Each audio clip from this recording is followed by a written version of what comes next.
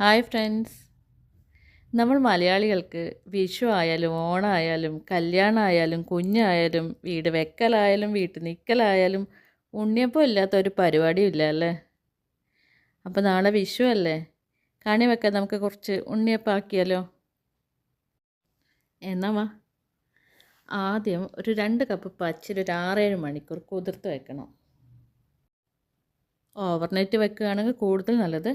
ഞാനിത് ഇന്നലെ രാത്രി കുതിർത്ത് വെച്ചതാണ്. ഇതാ ഈ മെഷർമെൻറ്റ് കപ്പിൽ 2 കപ്പ് പച്ചരിയാണ് എടുത്തത്. അരി ഒന്നുകൂടി ഒന്ന് കഴുകി നമുക്ക് ഇതിലെ വെള്ളമൊക്കെ അരിച്ചു മാറ്റാം. ഇത് അരച്ചെടുക്കുന്നതിന് മുന്നേ ഇതിലേക്ക് 2 പഴം ആവശ്യമുണ്ട്. ഞാൻ മൈസൂർ പഴമാണ് എടുത്തിരിക്കുന്നത്. ഇതില്ലെങ്കിൽ നിങ്ങളുടെ കയ്യിലുള്ള ഏത് ചെറുപഴമായാലും മതി. ഇത് 2 തവണ അരച്ചെടുക്കണം. അതുകൊണ്ട് ഞാൻ ഈ പഴമൊക്കെ ഇതിലേക്ക് അരിഞ്ഞിടുകയാണ്. കൂടാതെ ഒരു 1/2 ടീസ്പൂൺ നല്ല ജീരകവും ഒരു 1/2 ടീസ്പൂൺ ഏലക്കാപ്പൊടിയും ഒരു 1/4 ടീസ്പൂൺ ഉപ്പും കൂടി ചേർക്കണം. ഇതിനെ ഒരു മിക്സി ജാറിലിട്ട് കുറച്ച് വെള്ളം ഒഴിച്ച് നന്നായി അരച്ചെടുക്കാം. ഈ മാവ് നമുക്കൊരു പാത്രത്തിലേക്ക് ഒഴിക്കാം. ഇതുപോലെ ബാക്കിയും അരച്ചെടുക്കണം. മാവൊന്ന് ഇളക്കി യോജിപ്പിക്കണം. ഇനി നമുക്ക് ശർക്കര ഉരുക്കിയെടുക്കണം.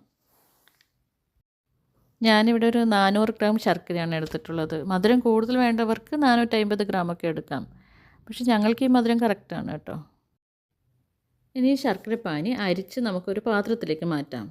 എന്നിട്ട് അതേ ചൂടോട് കൂടി തന്നെ കുറച്ചായി മാവിലേക്ക് ഒഴിച്ച് നന്നായി ഇളക്കി കൊടുക്കണം. കൂട്ട് വെന്തു പോകാൻ പാടില്ല, എന്നാൽ ചൂടോടെ ഒഴിക്കുകയും വേണം. അങ്ങനെ നന്നായി യോജിപ്പിച്ചെടുക്കണം. ഈ ശർക്കരപ്പാനി ചേർത്ത് കഴിയുമ്പോഴേക്കും നമ്മുടെ കൂട്ട് ഇതുപോലെ ലൂസായിട്ടുണ്ടാവും. ആ സമയത്ത് നമുക്ക് കുറച്ച് മൈദ ചേർക്കാം. ഞാൻ അരി എടുത്ത അതേ മെഷറിംഗ് കപ്പിൽ തന്നെ ഒരു 1/2 കപ്പ് മൈദയാണ് എടുത്തത്. 2 കപ്പ് അരിക്ക് ഒരു 1/2 കപ്പ് മൈദ. അതും ഇതുപോലെ കുറച്ചായി ചേർത്ത് കട്ട കെട്ടാതെ നന്നായി യോജിപ്പിച്ചെടുക്കണം. ഇതിലേക്ക് ഒരു 1/4 ടീസ്പൂൺ ബേക്കിംഗ് സോഡ കൂടി ചേർത്ത് ഇളക്കിയ ശേഷം നമുക്കൊരു 2-3 മണിക്കൂറെങ്കിലും ഫെർമെൻറ്റേഷനായി അടച്ചു വെക്കണം. ഞാനൊരു 3 മണിക്കൂർ കഴിഞ്ഞ് നോക്കിയപ്പോൾ ബാറ്റർ നല്ല സെറ്റായിട്ടുണ്ട്. ഇനി നമുക്ക് ഒരു പാൻ അടുപ്പിൽ വെച്ച് അതിലേക്ക് 1 സ്പൂൺ പശുനെയ്യ് ഒഴിക്കണം. അതിലേക്ക് തേങ്ങാക്കൊത്ത് ചേർത്ത് ഗോൾഡൻ ബ്രൗൺ നിറമായി വരുമ്പോൾ 1/2 സ്പൂൺ കറുത്ത എള്ളും കൂടി ചേർത്ത് വഴറ്റി നമ്മുടെ ഉണ്ണിയപ്പത്തിൻ്റെ ബാറ്ററിലേക്ക് ചേർക്കാം. പിന്നെ ഈ തേങ്ങാക്കൊത്തും എള്ളും ഒക്കെ നിങ്ങളെ ഇഷ്ടത്തിനനുസരിച്ച് കൂട്ടിയും കുറച്ചൊക്കെ എടുക്കാം. ഇഷ്ടമില്ലാത്തവർക്ക് ചേർക്കാതെ ഇരിക്കാം. അങ്ങനെ നമ്മുടെ കൂട്ട് റെഡിയായി. ഇനി ഉണ്ണിയപ്പം ചുട്ട് തുടങ്ങാം.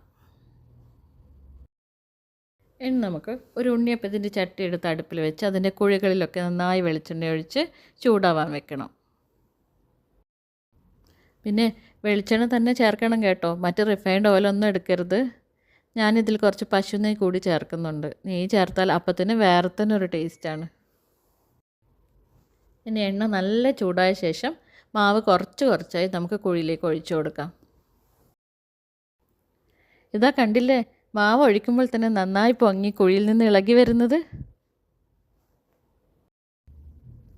ഇനി നമുക്ക് പതുക്കെ തിരിച്ചിട്ട് കൊടുക്കണം. ഉണ്ണിയപ്പം ചുടുമ്പോൾ മാവ് ഒഴിക്കുന്ന സമയത്ത് ഗ്യാസ് നല്ല ഫ്ലെയിമിലാക്കി വെക്കണം. അത് കഴിഞ്ഞ് തിരിച്ചിട്ട് കഴിഞ്ഞാൽ ലോ ഫ്ലെയിമിലാക്കി വേവിച്ചെടുക്കണം. അങ്ങനെ വേവായാൽ നമുക്കിതിനൊരു പപ്പടക്കുത്തി കൊണ്ടെടുത്ത് അരിപ്പ പാത്രത്തിലേക്ക് മാറ്റാം. എണ്ണ ഉണ്ടെങ്കിൽ പോവാനാണ്. ഇങ്ങനെ നമുക്ക് കുറച്ചായി മാവൊഴിച്ച് ഉണ്ണിയപ്പം ചുട്ടെടുക്കാം. ഇത് കണ്ട് നിങ്ങൾക്ക് കൊതിയാവുന്നുണ്ടോ? എന്നാൽ ഒട്ടും വൈകണ്ട, വേഗം തന്നെ പോയി അരി കുതിർക്കാൻ വെച്ചോളൂ.